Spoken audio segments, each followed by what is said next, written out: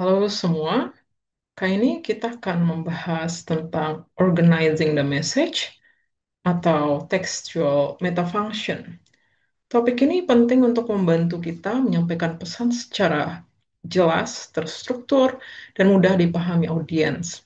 Bahasa tidak hanya berfungsi untuk menyampaikan informasi, tapi juga untuk mengatur cara penyampaian pesan agar lebih mudah untuk dimengerti. Pada bagian ini, kita akan mendalami lebih lanjut konsep theme atau tema dan rhyme atau rema dengan fokus pada efek pemilihan tema terhadap makna dan penekanan dalam sebuah kalimat. Tema adalah elemen awal klausa yang dipilih penulis atau pembicara untuk membuka pesan. Tema ini berperan penting dalam mengatur arah perhatian pembaca atau pendengar. Nah, sementara itu, rema adalah bagian klausa yang mengikuti tema, yang membuat informasi baru atau inti pesan. Perubahan susunan tema dapat menghasilkan nuansa makna yang berbeda, meskipun informasi yang disampaikan sama. Mari kita perhatikan contoh-contoh berikut. Contoh satu, untuk berabad-abad, burung kenari digunakan untuk tes udara tambang. Dalam kalimat ini, tema adalah untuk berabad-abad. Penulis sengaja memulai dengan konteks waktu yang panjang untuk menekankan sejarah penggunaan burung kenari. Fokus utama diarahkan pada lamanya praktik tersebut. Rema dari kalimat ini adalah burung kenari digunakan untuk tes udara tambang, yang merupakan inti informasi setelah konteks waktu diberikan. Dengan pola ini, pembaca dipandu untuk memahami pentingnya aspek sejarah sebelum memproses isi utama. Kemudian, contoh dua, burung kenari digunakan untuk tes udara tambang selama berabad-abad. Nah, pada kalimat ini, tema adalah burung kenari, fokusnya diarahkan kepada hewan tersebut sebagai topik utama, bukan pada lamanya waktu. Rema adalah digunakan untuk tes udara tambang selama berabad-abad. Nah, perbedaan urutan ini menunjukkan bahwa penulis dapat mengarahkan perhatian pembaca sesuai dengan tujuan tulisan. Fokus bisa pada burungnya atau pada sejarah praktiknya. Contoh 3, di Jakarta, macat sudah jadi budaya. Temanya adalah di Jakarta, menunjukkan lokasi terlebih dahulu. Penulis menyiapkan konteks tempat, ini konteks tempat, agar pembaca siap menerima informasi tentang fenomena kemacetan di kota tersebut. Contoh 4, macet di Jakarta sudah jadi budaya. Di sini temanya adalah macet di Jakarta. Fokus diarahkan ke fenomena kemacetan, bukan lokasi. Ini mengubah titik berat kalimat, jadi kemacetanlah yang dipertegas. Nah, perhatikan bahwa meskipun fakta faktualnya tetap sama, perubahan tema mengubah fokus perhatian pembaca. Nah, strategi ini sangat berguna dalam penulisan akademik, artikel berita, atau teks argumentatif. Penulis dapat memilih apakah ingin menonjolkan waktu, tempat, subjek, atau objeknya yang terlebih dahulu. Nah, untuk mendukung alur narasi atau argumentasinya. Dengan memahami pola ini, kita dapat lebih efektif mengatur kalimat agar pesan tersampaikan sesuai dengan maksud. Apakah ingin memberi penekanan pada aspek sejarahnya, lokasi, atau pelaku. Nah, struktur tematik ini juga membantu pembaca merasa bahwa teks memiliki alur yang logis dan mudah untuk diikuti. Tema dalam kalimat pernyataan. Dalam bahasa Indonesia, kalimat pernyataan umumnya memiliki pola unmarked theme, ya, unmarked theme, yaitu subjek berada di awal kalimat. Nah, pola ini dianggap netral karena menyampaikan informasi secara langsung tanpa memberi penekanan tertentu pada elemen lainnya. Nah, namun penulis atau pembicara dapat memilih mark theme yang untuk menonjolkan keterangan tertentu di awal kalimat. Nah, seperti waktu, tempat, atau objek guna mencapai efek retoris tertentu. Mari kita analisis contoh-contoh berikut ini. Contoh pertama, anjing itu mengejar kucing. Theme-nya ini adalah anjing itu. Kalimat ini menggunakan unmarked theme ya, karena subjek berada di awal. Theme atau remanya itu mengejar kucing. Jadi informasi utama diberikan setelah subjek. Jadi kalimat ini terasa alami dan lugas sesuai struktur dasar kalimat pernyataan dalam bahasa Indonesia. Contoh dua, kemarin anjing itu mengejar kucing. Theme-nya adalah kemarin ya, temanya adalah kemarin. Nah, di sini keterangan waktu dipilih sebagai pembuka, menjadikan kalimat ini memiliki mark theme. Fokus membaca diarahkan terlebih dahulu pada waktu kejadian, sehingga konteks temporal menjadi penting. Kemudian contoh selanjutnya, kucing itulah yang dikejar anjing. Theme-nya adalah kucing itulah. Nah, penulis memilih untuk memajukan objek dan menambahkan partikel lah untuk memberikan penekanan. Kalimat ini memberi kontras atau penekanan pada kucing tertentu, bukan hanya peristiwa mengejar. Nah, melalui contoh-contoh ini, kita melihat bahwa pemilihan theme mempengaruhi fokus kalimat. Unmarked theme itu memberikan kesan netral dan alami, umumnya digunakan dalam komunikasi sehari-hari dan penulisan formal. Mark theme itu digunakan ketika penulis atau pembaca ingin memberi sorotan khusus pada elemen tertentu, misalnya pada waktu atau objek. Nah, dengan memahami perbedaan ini, kita dapat menulis dengan lebih efektif. Memilih untuk menggunakan kalimat netral ketika tujuan komunikasi adalah kejelasan, atau menggunakan penekanan tematik ketika ingin membangun argumen atau mengarahkan perhatian pembaca pada aspek tertentu. Nah, setelah membahas kalimat pernyataan, sekarang kita beralih ke kalimat non-pernyataan. Kalimat non-pernyataan ini mencakup pertanyaan, perintah, dan seruan. Nah, dalam jenis kalimat ini, struktur theme tidak selalu mengikuti pola netral karena fungsi komunikatifnya berbeda. Nah, mari kita analisis satu persatu ya berdasarkan jenis kalimat.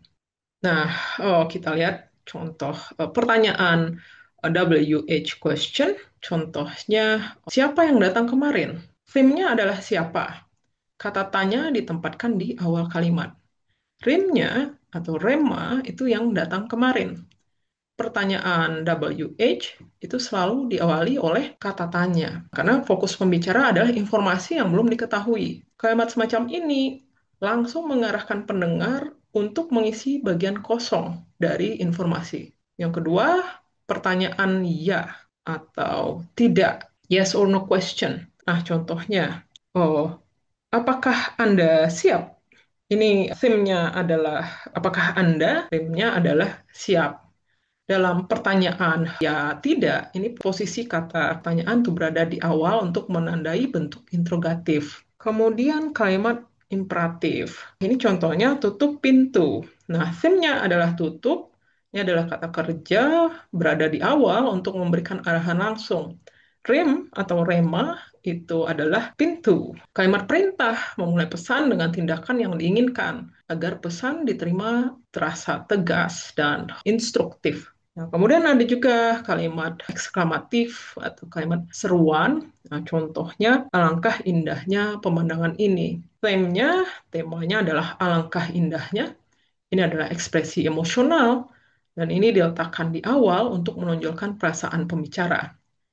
Rem atau rema adalah pemandangan ini. Nah, kalimat seruan ini menempatkan unsur emosional di awal untuk memberikan dampak ekspresif yang kuat. Jadi, dari contoh-contoh ini, kita dapat menyimpulkan bahwa struktur tema dalam kalimat non-pernyataan itu menyesuaikan fungsi komunikatif. Pertanyaan WH memprioritaskan kata tanya karena tujuan kalimat adalah memperoleh informasi. Pertanyaan ya tidak memulai kalimat dengan pertanyaan. Nah, kalimat perintah dimulai dengan kata kerja untuk menunjukkan tindakan yang diharapkan secara langsung. Kalimat seruan mengawali pesan dengan ekspresi perasaan untuk menciptakan dampak emosional. Nah, ini sangat penting agar kita dapat menganalisis teks atau percakapan dengan lebih akurat. Struktur tematik ini tidak hanya soal tata letak kata, tapi juga tentang strategi komunikasi. Tema di kalimat kompleks. Jadi kalimat kompleks itu adalah kalimat yang memiliki lebih dari satu klausa. Biasanya terdapat satu klausa utama yang disebut induk kalimat dan satu atau lebih klausa bawahan atau anak kalimat. Dalam analisis tematik, ini penting untuk dipahami bahwa setiap klausa memiliki tema dan remanya sendiri. Selain itu, posisi klausa dalam kalimat sangat mempengaruhi fokus informasi. Jadi, jika klausa bawahan ditempatkan di awal, klausa itu akan berfungsi sebagai tema dari keseluruhan kalimat. Nah, hal ini sering digunakan untuk membangun konteks atau kondisi sebelum menyampaikan inti pesan. Nah, yuk kita perhatikan contoh. Oke, contoh satu. Ketika hujan deras turun, jalanan jadi banjir. Nah, di sini ada dua klausa. Yang pertama ketika hujan deras turun, yang kedua jalanan jadi banjir. Nah, tema untuk klausa pertama adalah ketika hujan deras turun. Nah, seluruh klausa ini adalah keterangan kondisi yang ditempatkan di awal. Karena berada di awal, klausa ini menjadi tema utama kalimat. Rema, nah di sini tidak ada rema. Klausa ini tidak punya rema karena klausa tersebut hanya memberi latar atau kondisi. Nah, klausa kedua, jalanan jadi banjir. Temanya jalanan, ini adalah subjek klausa utama dan remanya jadi banjir. Nah, susunan ini menunjukkan bahwa penulis ingin menekankan kondisi hujan deras terlebih dahulu sebelum menyampaikan inti peristiwa, yaitu banjir. Nah, sebuah klausa dapat memiliki lebih dari satu unsur tema sebelum masuk ke inti informasi. Unsur-unsur tema tersebut dapat dikelompokkan menjadi tiga kategori utama. Pertama, textual theme, kedua, interpersonal theme, dan yang ketiga, experiential theme. Pertama itu adalah textual theme. Textual theme ini adalah untuk menunjukkan hubungan antara kalimat tersebut dengan kalimat atau konteks sebelumnya. Nah, biasanya textual theme ini hadir dalam bentuk konjungsi atau kata penghubung seperti dan, tapi, tetapi, karena itu, namun. Yang kedua itu interpersonal theme. Nah, jadi theme ini digunakan untuk menyatakan sikap, penilaian, atau modalitas pembicara terhadap isi pesan.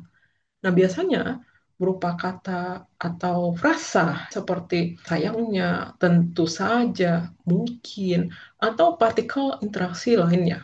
Kemudian yang ketiga adalah experiential theme. Ini merupakan inti dari struktur tematik. Experiential theme ini adalah elemen pertama dari inti klausa yang berhubungan langsung dengan pengalaman, peristiwa, atau partisipan di dalam kalimat. Nah, unsur ini dapat berupa subjek, ya, predikat, atau keterangan inti. Nah, kita bisa lihat contohnya. Contoh pertama itu, namun sayangnya besok kita harus ujian. Nah, dalam kalimat ini terdapat tiga lapis theme, ya, tiga lapis tema. Kita bisa analisis, ini adalah contoh analisisnya. Namun, adalah textual theme. Dia berfungsi menghubungkan kalimat ini dengan informasi sebelumnya. Unsur ini memberi sinyal bahwa isi kalimat akan berkontras atau melengkapi klausa sebelumnya. Interpersonal theme itu sayangnya. Jadi unsur ini mengungkapkan sikap negatif pembicara terhadap isi pesan. Jadi kalimat ini tidak hanya informatif, tapi juga ekspresif, menunjukkan penilaian pembicara. Experiential theme-nya adalah besok. Fokus awal isi klausa adalah waktu pelaksanaan ujian. Unsur ini dipilih untuk membingkai konteks sebelum menyebutkan subjek. Rema dari kalimat ini adalah kita harus ujian, yang berisi inti informasi baru. Kalimat ini memandu pembaca melalui tiga tahap. Pertama, hubungan antar kalimat, kemudian sikap pembicara, lalu informasi inti. Baik, kita lihat contoh selanjutnya. Tentu saja dia akan hadir tepat waktu. Nah, kalimat ini memiliki dua lapisan theme. Nah, yang pertama adalah interpersonal theme, tentu saja. Nah, ungkapan ini menandakan sikap pembicara bahwa kehadiran tepat waktu adalah sesuatu yang sudah diprediksi atau dianggap wajar. Kemudian, experiential theme, dia, subjek dia, menjadi titik awal klausa inti yang menjadi fokus utama isi pesan. Remanya adalah akan hadir tepat waktu. Penggunaan interpersonal theme di awal kalimat memberikan nuansa sikap yang jelas, bukan sekedar menyampaikan fakta. Contoh selanjutnya, kita harus ujian besok. Kalimat ini netral, langsung menyampaikan pesan utama tanpa tambahan sikap atau hubungan antar kalimat. Pada contoh pertama, kalimat yang pertama memiliki tiga lapisan tema yang memandu pembaca secara bertahap, menambahkan konteks dan sikap sebelum menyampaikan inti pesan. Pada contoh kedua, kalimat memiliki dua lapisan tema untuk memberikan penekanan sikap sekaligus inti pesan. Nah, pada contoh ketiga, kalimat hanya memiliki satu tema, yaitu experiential theme. Nah, sehingga terasa lebih langsung dan sederhana. Hal ini menunjukkan bahwa penulis atau pembicara itu dapat memilih untuk menambahkan lapisan-lapisan tema sesuai dengan tujuan komunikasi. Dalam teks akademik atau pidato formal, multiple theme ini, beberapa tema ini sering digunakan dan sangat berguna untuk menjaga kohesi, memberi sikap, dan menyiapkan pembaca sebelum menyampaikan informasi utama. Kemudian interpolasi dalam analisis theme dan rem, dalam analisis tema dan rema. Interpolasi itu merujuk pada penyisipan informasi tambahan di tengah kalimat yang biasanya dipisahkan dengan tanda baca seperti koma, tanda kurung, atau tanda pisah. Informasi ini berfungsi sebagai keterangan tambahan dan tidak mengubah makna utama atau inti pesan dari kalimat tersebut. Nah, kita lihat contoh ya, dalam analisis tema dan rema, interpolasi ini umumnya dimasukkan sebagai bagian dari tema, khususnya ketika interpolasi tersebut melekat pada unsur awal kalimat seperti subjek. Nah, mari kita perhatikan contoh pada tabel. Pada kalimat pertama, Budi 20 tahun memenangkan lomba. Nah, bagian Budi 20 tahun itu dianalisis sebagai tema, sedangkan memenangkan lomba adalah rema atau pesan baru yang disampaikan. Kalimat kedua, Ani yang tinggal di Bandung meraih juara umum. Nah, interpolasi yang tinggal di Bandung. Ini memberikan informasi tambahan tentang Ani, namun tetap dikategorikan sebagai bagian dari tema. Begitu juga pada kalimat ketiga. Jakarta sebagai ibu kota adalah pusat ekonomi. Bagian sebagai ibu kota hanya memperjelas Jakarta, tapi analisisnya tetap sama. Bagian awal menjadi tema dan sisanya adalah rema. Nah, dari contoh-contoh ini kita dapat simpulkan bahwa interpolasi hanya berperan sebagai informasi pelengkap saja. Nah, untuk mempermudah analisis, interpolasi ini dianggap menyatu dengan tema. Nah, sehingga fokus analisis itu tetap tertuju pada penyampaian informasi utama atau rema dalam kalimat tersebut.